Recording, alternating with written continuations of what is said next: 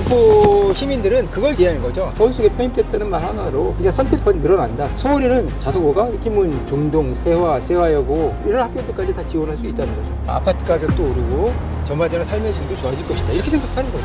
저는 분명히 그런 기대 효과가 있다고 생각해요. 김포가 이제 서울 편입이 된다 안 된다 되게 반문 말이 많잖아요. 서울로 편입되게 되면 학군은 좀 어떤 식으로 달라지게 될까요? 김포구가 되는 거잖아요. 제 생각에는 양천구랑 강서구가 묶여서 교육청의 어떤 학교 배정이나 이런 게 이루어지잖아요. 김포 시민들은 그걸 기대하는 거죠. 여기도 같이 묶이는 거죠. 학군지 효과를 볼 거다. 그래서 목동에 있는 중고등학교를 다닐 수 있으니까 아파트 가격도 오르고 전반적으로 삶의 질도 좋아질 것이다. 이렇게 생각하는 거죠. 저는 분명히 그런 기대 효과가 있다고 생각해요.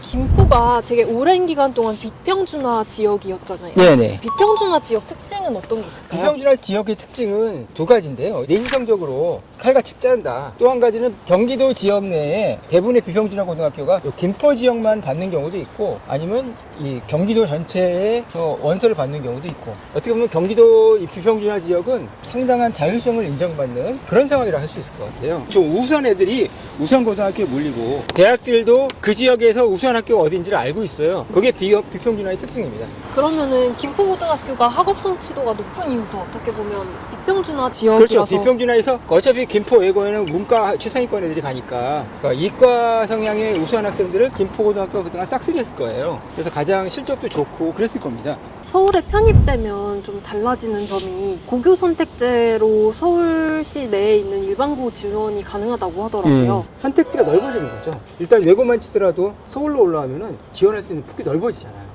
서울에는 자소고가, 키문, 중동, 세화, 세화여고 이런 학교들까지 다 지원할 수 있다는 거죠. 그만큼 여기는 가치가 높아질 수밖에 없을 거예요. 그냥 서울 속에 편입됐다는 말 하나로 그냥 선택권이 늘어난다. 또 목동 지역의 학생들 지망이 쏠릴 가능성에 대해서 어떻게 보세요? 목동고등학교든 한가람고등학교든 양정고등학교든 이 목동에 있는 고등학교를 얼마든지 지원할 수 있겠죠. 이제 같이 묶이니까. 그러면 이런 어떤 경쟁이 벌어질 거예요. 이 지역에 있는 고등학교들은 그럼 좋은 학생들을 다 그쪽 목동이나 강서구 쪽으로 빼앗기기 위해서는 전반적으로 적극적으로 더 수시에 드라이브를 가능성이 높아요. 왜냐?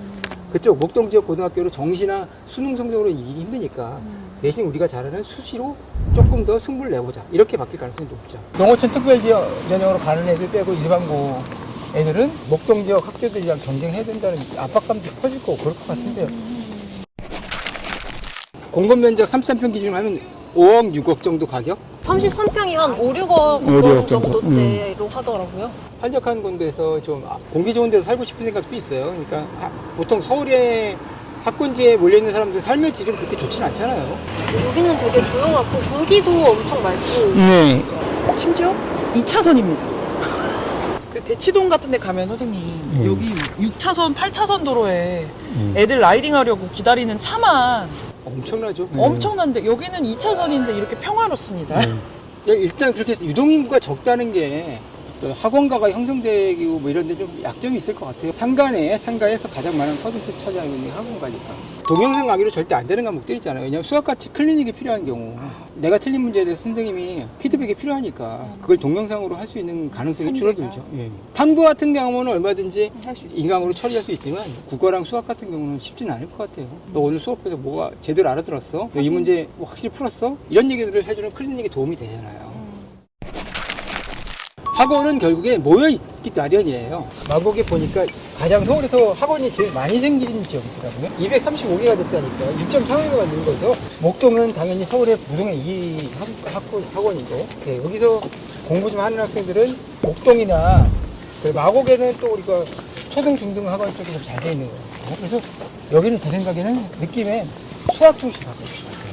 수학은 초등학생들 다 하니까 입시라는 건 보니까 문과니까든 수학을 놓치면 끝이더라고요.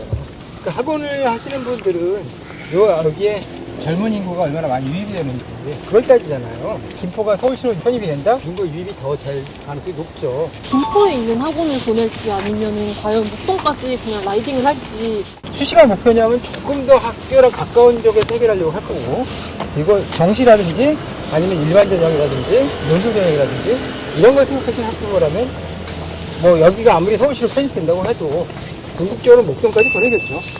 라이딩에서 30분 정도 거리면은 갈만한 정도의 거리라고 볼 수 있을까요? 딱 30분이면 갈만한 거리인 것 같아요.